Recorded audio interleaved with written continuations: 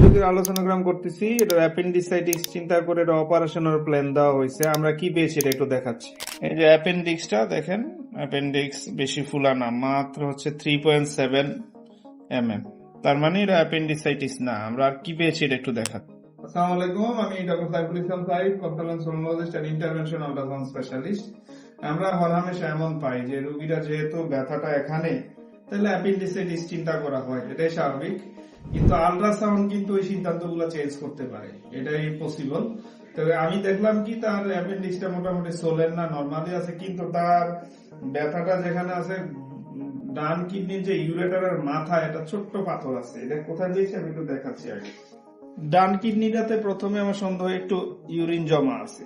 জমার কারণ কি, হয়তো বা কোনো কিডনি নালিতে কোনো প্রবলেম আছে। তখন আমি খুঁজতে থাকলাম, খুঁজতে খুঁজতে দেখলাম যে কিডনির নালিতে এই যে একটা ইকোজেনিক এরিয়া দেখা যাচ্ছে। খুব এক্সপিরিয়েন্স না হলে আপনি ধরতে পারবেন না। পরবর্তীতে আরো ক্লিয়ার ছবি আমি পাই। এই যে এটাকে আরো ক্লিয়ার করলাম, দেখেন এখানে আরো ক্লিয়ার। এটা কিন্তু নরম একটা পাথর। তারপরে আরো ক্লিয়ারের জন্য আমি আর একটু ওয়েট করে দেখলাম যে আরো ক্লিয়ার ছবি আছে। এই যে এটা, তারপরে আরেকটা ছবি নিছি, এটা আরো ক্লিয়ার। এবং এটা ফাইনালি আমার কাছে মনে হয়েছে যে একদম ক্লিয়ার একটা পাথর, একদম ক্লিয়ার।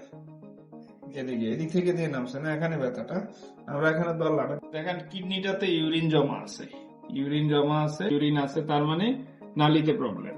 এদিকে ধরলাম, খুবই সূক্ষ্ম ভাবে দেখাইতে হবে, কারণ তার এমনিতে হচ্ছে প্রস্রাবের চাপ কম। এই যে দেখেন আমার পাথরটা চলে আসছে,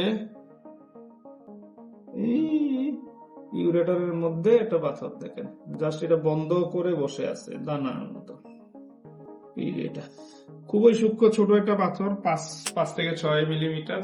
তো ভালো থাকবেন। আমরা আল্ট্রাসাউন্ড কিন্তু যদি আপনি ভালোভাবে করতে পারেন, আমরা কিন্তু অনেক ধরনের সিদ্ধান্ত চেঞ্জ করার সুযোগ আছে। ভালো থাকবেন। Dark, slightly holography. Think you're